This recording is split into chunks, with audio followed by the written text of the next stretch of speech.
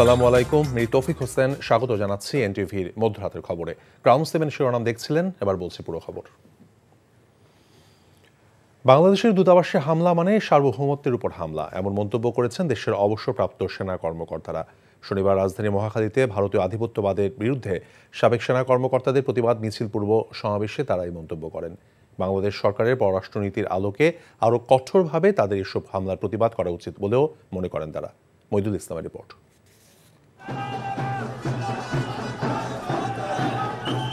ভারতের ত্রিপুরা রাজ্যের আগরতলায় বাংলাদেশের সহকারী হাইকমিশনে হামলা, পতাকা অবমাননা, ভারতের গণমাধ্যমে বাংলাদেশ বিরোধী মিথ্যা সংবাদ প্রচার সহ নানা ষড়যন্ত্রের প্রতিবাদে এবার রাজপথে নামল দেশের অবসরপ্রাপ্ত সেনা কর্মকর্তারা।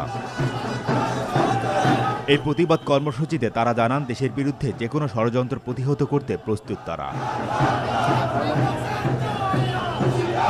সশস্ত্র বাহিনীর লক্ষ লক্ষ প্রশিক্ষিত সৈনিক, হাজার হাজার প্রশিক্ষিত অফিসার, আমরা সব সময় এদেশের জনগণের পাশে ছিলাম, আমরা থাকব। দেশের জন্য আমরা আমাদের জীবন বিলিয়ে দিতে প্রস্তুত। বাংলাদেশের বিরুদ্ধে আভ্যন্তরীণ, আন্তর্জাতিক যে কোনো ধরনের ষড়যন্ত্র হবে, আমরা আপনাদের সকলকে সাথে নিয়ে সেই ষড়যন্ত্রকে রুখে দিতে চাই। অবসরপ্রাপ্ত সেনা কর্মকর্তারা বলেন, দেশের চলমান সংকটে সবাইকে ঐক্যবদ্ধ হয়ে স্বাধীনতা ও সার্বভৌমত্ব রক্ষা করতে হবে।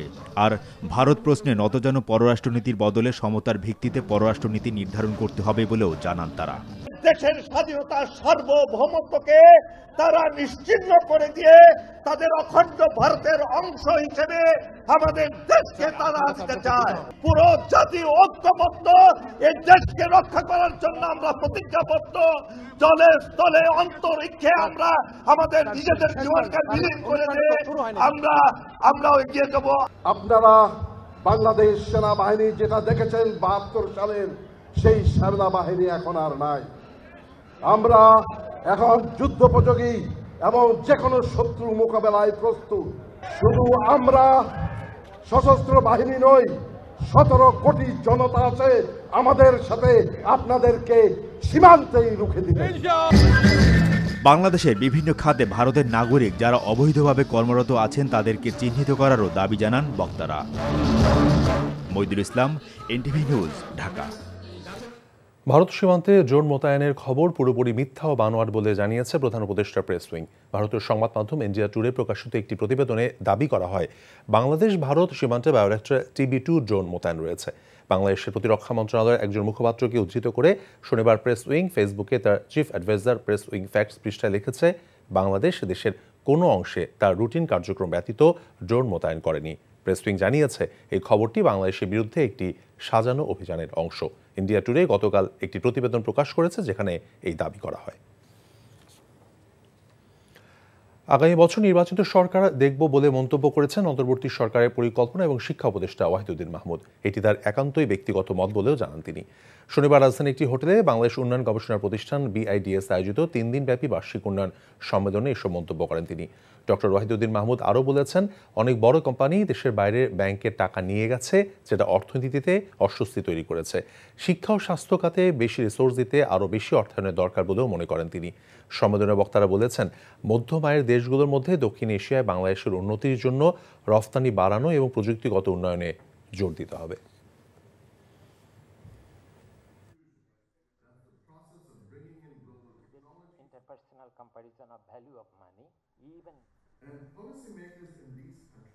আমাদের এই গভর্নমেন্ট খুব স্বল্পকালীন, এটা তো আমি ব্যক্তিগতভাবে মনে করি আগামী বছরই আমরা একটা রাজনৈতিকভাবে নির্বাচিত সরকার দেখব। আমার ব্যক্তিগত মতামত, জানি না কি হবে। তখন সবাই মিলে ভাবা যাবে কিভাবে যাওয়া যাবে। তবে কোনো দেশ কখনো তো হঠাৎ করে ওইভাবে উন্নতি হয়নি। মৌলিক সংস্কারের পর নির্বাচনের ব্যবস্থা করা অন্তর্বর্তী সরকারের দায়িত্ব বলে মন্তব্য করেছেন বাণিজ্য উপদেষ্টা শেখ বশির উদ্দিন। বলেন, ৫ আগস্টের পর যে সরকার এসেছে সে সরকারের মূল উদ্দেশ্য ন্যায় প্রতিষ্ঠা করা। এ ব্যাপারে সকলের সহযোগিতা চান তিনি। শনিবার সন্ধ্যায় রাজধানী বসুন্ধরা কনভেনশন হলে আয়োজিত ওয়ালটন এক্সপোর সমাপনী অনুষ্ঠানে তিনি কথা বলেন। 2026 সালে যে এলডিসি গ্র্যাজুয়েশন হতে যাচ্ছে দেশে তার লক্ষ্যমাত্রা ঠিক রেখে খরচ কমিয়ে বৈদেশিক মুদ্রা সাশ্রয়ের পরামর্শ দেন তিনি। দেশের পণ্য বিদেশে রফতানির মাধ্যমে বাংলাদেশ অর্থনৈতিকভাবে আরও সমৃদ্ধ হবে।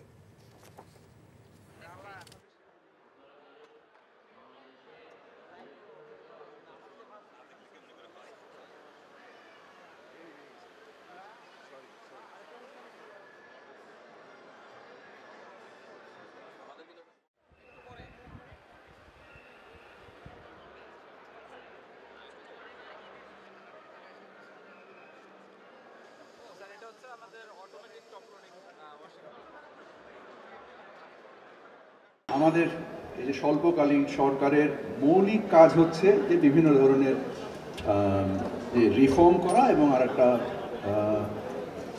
যত দ্রুত সম্ভব একটা ইলেকশন হোল্ড করা।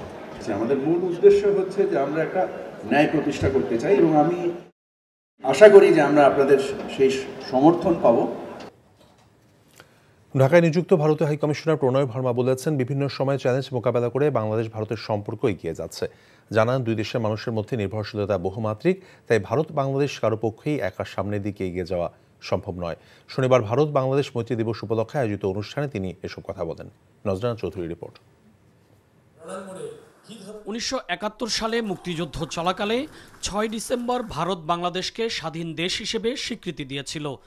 এই দিনটিকে ভারত বাংলাদেশ মৈত্রী দিবস হিসেবে পালন করা হয়। বাংলাদেশ ভারত ইতিহাস ঐতিহ্য পরিষদ দিবসটি উপলক্ষে রাজধানীর সামরিক জাদুঘরে এক আলোচনা অনুষ্ঠানের আয়োজন করে, যেখানে যোগ দেন ঢাকায় নিযুক্ত ভারতীয় হাইকমিশনার প্রণয় ভার্মা।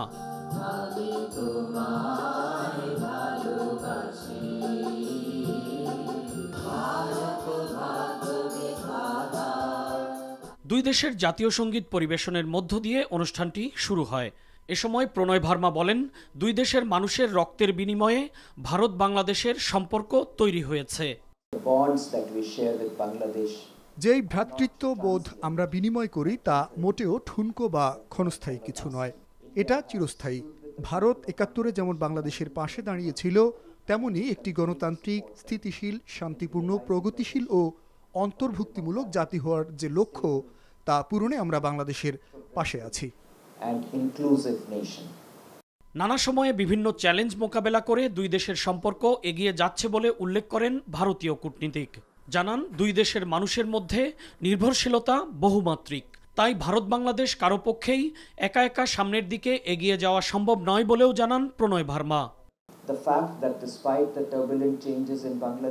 একটি ঝড়ো পরিস্থিতির মধ্যে যে পরিবর্তন বাংলাদেশে এসেছে তা সত্ত্বেও আমাদের বাণিজ্য, জ্বালানি সহযোগিতা এবং জনসম্পৃক্ততা চলমান আছে। আমরা পরস্পরের উপর নির্ভরশীল, তাই আমাদের একার পক্ষে কাঙ্ক্ষিত লক্ষ্য অর্জন সম্ভব নয়। তাই বাস্তবতার নিরিখে আমাদের পারস্পরিক সম্পর্ক সামনের দিকে এগিয়ে নিয়ে যেতেই হবে। অনুষ্ঠানে যোগ দেয়া বীর মুক্তিযোদ্ধাগণ মুক্তিযুদ্ধকালীন তাদের অভিজ্ঞতা বিনিময় করেন। নজরানা চৌধুরী, এনটিভি নিউজ, ঢাকা। বিএনপির ভারপ্রাপ্ত চেয়ারম্যান তারেক রহমান বলেছেন, পতিত স্বৈরাচার শেখ হাসিনার আমলে দেশের জবাবদিহিতা ছিল না বলেই অর্থ পাচার, লুটপাট এবং দুর্নীতি হয়েছে। তাই আগামী দিনে দেশের সর্বক্ষেত্রে জবাবদিহিতা নিশ্চিত করা হবে। নেতাকর্মীদের উদ্দেশ্যে তিনি বলেছেন, লক্ষ্য অর্জন করতে হলে জনগণের আস্থা ধরে রাখতে হবে। শনিবার ফরিদপুরে বিভাগীয় প্রশিক্ষণ কর্মশালায় ভার্চুয়ালি অংশ নিয়ে তারেক রহমান এসব কথা বলেন। ফরিদপুর প্রতিনিধি সঞ্জীব দাসকে সাথে নিয়ে আরও জানাচ্ছেন হাসান জাভেদ। ফরিদপুর সদর উপজেলা পরিষদ মিলনায়তনে রাষ্ট্র কাঠামো মেরামতের 31 দফা ও জনসম্পৃক্তি বিষয়ক কর্মশালায় ভার্চুয়ালি অংশ নেন বিএনপির ভারপ্রাপ্ত চেয়ারম্যান তারেক রহমান। কর্মশালায় নেতাকর্মীদের নানা প্রশ্নের জবাব দেন তিনি। পরে সেখানে দেয়া বক্তব্যে তারেক রহমান বলেন, বিএনপির ঘোষিত 31 দফা প্রস্তাবনায় রাষ্ট্র সংস্কারের সব বিষয়ই আছে, তারপরও নতুন কিছু সংযোজনের প্রয়োজন হলে তা গ্রহণ করা হবে। গত 2-3 মাসে দেখছি বিভিন্ন ব্যক্তি, সকলের প্রতি শ্রদ্ধা রেখেই বলছি, বিভিন্ন ব্যক্তি বর্গ বিভিন্ন সংস্কারের কথা বলছেন। খেয়াল করে দেখবেন তাদের যে সকল সংস্কারের প্রস্তাব এসেছে কম বেশি আমাদের 31 দফার ভিতরে কিন্তু সবগুলোই আছে। আমরা কিন্তু এমন একটা সময় এই 31 দফা উপস্থাপন করেছি যখন আমরা জানতাম স্বৈরাচারের পতন হবে, হয়তো সঠিক সময়টা আমরা জানতাম না। কোনো ব্যক্তি, কোনো সংগঠন যদি মনে করেন এখানে একটি নতুন কিছু অ্যাড করা প্রয়োজন, সংযোজন করা প্রয়োজন, আমরা বিবেচনা করে যদি দেখি যে সেটি ভালো একটি প্রস্তাবনা, অবশ্যই আমরা সেটি গ্রহণ করব। বিএনপির ভারপ্রাপ্ত চেয়ারম্যান বলেন, শেখ হাসিনার সময় দেশে জবাবদিহিতা ছিল না বলেই নানা অপকর্ম হয়েছে, তাই সকল পর্যায়ে জবাবদিহিতা নিশ্চিত করতে হবে। পলায়নকৃত যে স্বৈরাচার, তাদের আমলে আমরা দুর্নীতির কথাই বলি, তাদের আমলে আমরা অরাজকতার কথাই বলি, আইন শৃঙ্খলার ক্ষেত্রে অবনতির কথা যেটিই আমরা উল্লেখ করি না কেন, যেটিই আমরা তুলে আনি না কেন, কোনো ক্ষেত্রেই কোনো জবাবদিহিতা ছিল না। দেশে যদি সত্যিকারভাবে জবাবদিহিতা থাকতো, তাহলে কি দেশের মানুষের এই 2000 কোটি টাকা পাচার করা সম্ভব ছিল? অবশ্যই সেটা সম্ভব ছিল না। নেতাকর্মীদের উদ্দেশ্যে তারেক রহমান বলেন, লক্ষ্য অর্জন করতে হলে কোনো ভুল করা যাবে না। জনগণের আস্থা ধরে রাখতে হবে এবং তাদের প্রত্যাশা অনুযায়ী কাজ করতে হবে। বিএনপির প্রতি মানুষের আস্থা আছে, এটিকে আমাদের ধরে রাখতে হবে। এটিকে আমাদের ধরে রাখতে হবে। আমাদের যে কাঙ্ক্ষিত নির্বাচন, একটি রাজনৈতিক দল হিসাবে আমরা একটি গণতান্ত্রিক রাজনৈতিক দল এবং একটি নিরপেক্ষ স্বাধীন নির্বাচন আমরা আশা করব, চাইব, এটি একটি স্বাভাবিক ব্যাপার। আমরা জনগণের যেটি ডিসিশন, যেটি সিদ্ধান্ত নির্বাচনের মাধ্যমে, সেটি অবশ্যই আমরা মেনে নেব। এখন প্রিয় সহকর্মীবৃন্দ, ওই পর্যন্ত তো আমাদেরকে যেতে হবে। ওই পর্যন্ত যেতে হলে আমাদের প্রত্যেককে স্ব জায়গা থেকে ভূমিকা নিতে হবে। একটি প্রান্তিক পর্যায়ে একটি দফা প্রস্তাবনা পৌঁছে দিতে নেতাকর্মীদের প্রতি আহ্বান জানান তারেক রহমান। এখানে উপস্থিত প্রত্যেকটি নেতা, প্রত্যেকটি কর্মীর সহযোগিতা আমার প্রয়োজন। Hasan Javed, NTV news, Dhaka. সময় নির্ধারণ করে দেশের সংস্কার সম্ভব নয়, এটি একটি চলমান প্রক্রিয়া, এমন মন্তব্য করেছেন বিএনপির স্থায়ী কমিটির সদস্য ডক্টর খন্দকার মোশাররফ হোসেন। তাই দ্রুততম সময়ের মধ্যে নির্বাচিত সরকারের কাছে ক্ষমতা হস্তান্তরের দাবি জানান তিনি। আর বিএনপির স্থায়ী কমিটির সদস্য ডক্টর AJM জাহিদ হোসেন বলেছেন, ভারত ভিয়েনা কনভেনশনের তোয়াক্কা না করে আগরতলা বাংলাদেশ মিশনে হামলা চালিয়েছে, এ দায়িত্ব অবশ্যই মোদী সরকারকে নিতে হবে। শনিবার সকালে জাতীয় প্রেস ক্লাবে ন্যাশনাল পিপলস পার্টির আলোচনা সভায় তারা এসব কথা বলেন। বিএনপি নেতারা রাজনৈতিক সরকার ছাড়া কোনো দেশ চলতে পারে না বলে জানান। নির্বাচনের মাধ্যমে রাজনৈতিক সরকার প্রতিষ্ঠা করা হবে, তাহলেই দেশে স্থিতিশীলতা আসবে।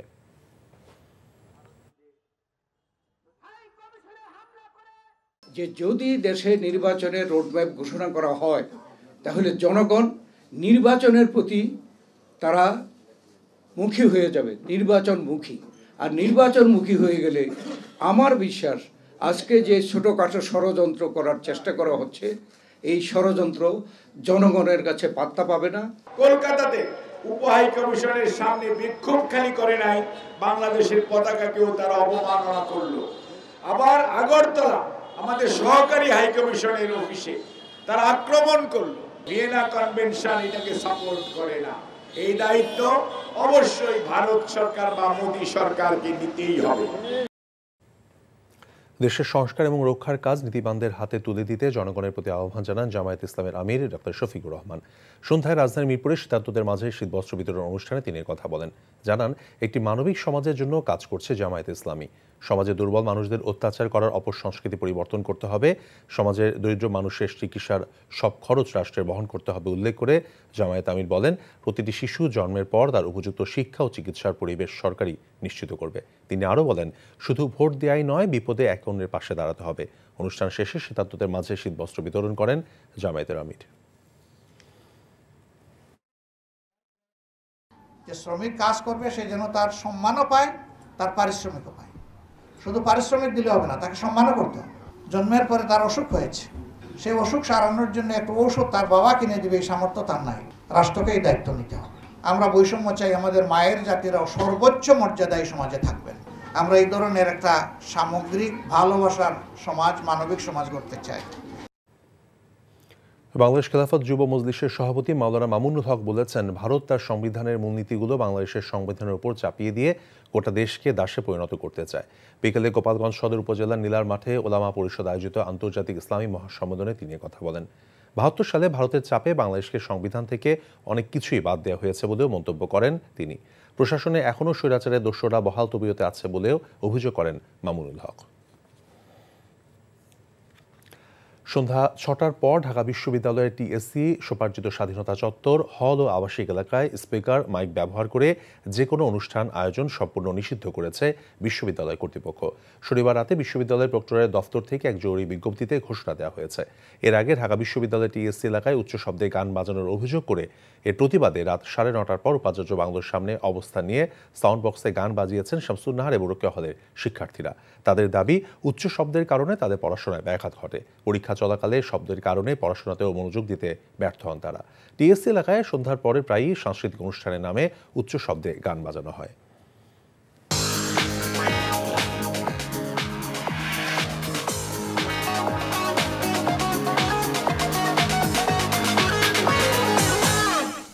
নগদ নিবেদিত অর্থনীতির খবর। দেশের অর্থনীতি আগের চেয়ে অনেক ভালো বলে মন্তব্য করেছেন অন্তর্বর্তীকালীন সরকারের অর্থ মন্ত্রণালয়ের উপদেষ্টা ডক্টর সালেউদ্দিন। শনিবার দুপুরে সাভারের ব্র্যাক স্টেডিয়ামে অর্থনৈতিক সম্পর্ক বিভাগে knowledge for development management project আয়োজিত অর্থনৈতিক সম্পর্ক এবং সম্পদের পুনরুদ্ভাবনের উপর প্রশিক্ষণের সমাপনী অনুষ্ঠানে যোগ দিয়ে সাংবাদিকদের তিনি কথা বলেন। ব্যাংক যদি গ্রাহকদের চাহিদা অনুযায়ী টাকা দিতে না পারে, ঋণ দিতে না পারে, তাহলে ব্যাংকের অস্তিত্ব রক্ষা কঠিন। তাই টাকা ছাপিয়ে সংকটে থাকা ব্যাংকগুলোকে দেওয়া হয়েছে বলে জানিয়েছেন অর্থ উপদেষ্টা। বন্ড ইস্যু করার মাধ্যমে ছাপানো টাকা বাজার থেকে উঠিয়ে নেওয়া হবে বলেও জানান তিনি।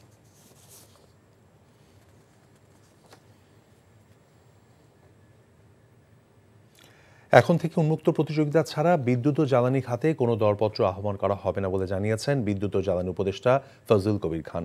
প্রাকৃতিক গ্যাসের সন্ধানে এবছর ৫০টা এবং আগামী ২ বছরে আরও ১০০টা কূপ খনন করা হবে বলে জানান তিনি। শনিবার সকালে রাজধানী মতিঝিলে Dhaka chamber of commerce and industries DCCI আয়োজিত এক সেমিনারে কথা বলেন তিনি। উপদেষ্টা আরও বলেছেন, অব্যবহৃত সরকারি যেসব জমি রয়েছে সেগুলোকে কাজে লাগিয়ে বিদ্যুতের জন্য প্রকল্প তৈরি করা হবে।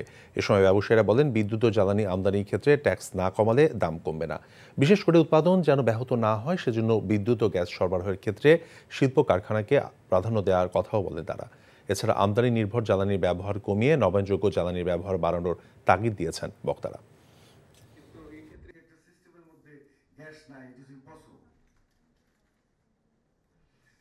এখন থেকে উন্মুক্ত প্রতিযোগিতা ছাড়া বিদ্যুৎ জ্বালানি খাতে আর কোনো প্রকিউরমেন্ট হবে না। রিনিউয়েবল এনার্জির ব্যাপারে একটা কথা সবসময় বলা হয় যে এটা জমির অভাব।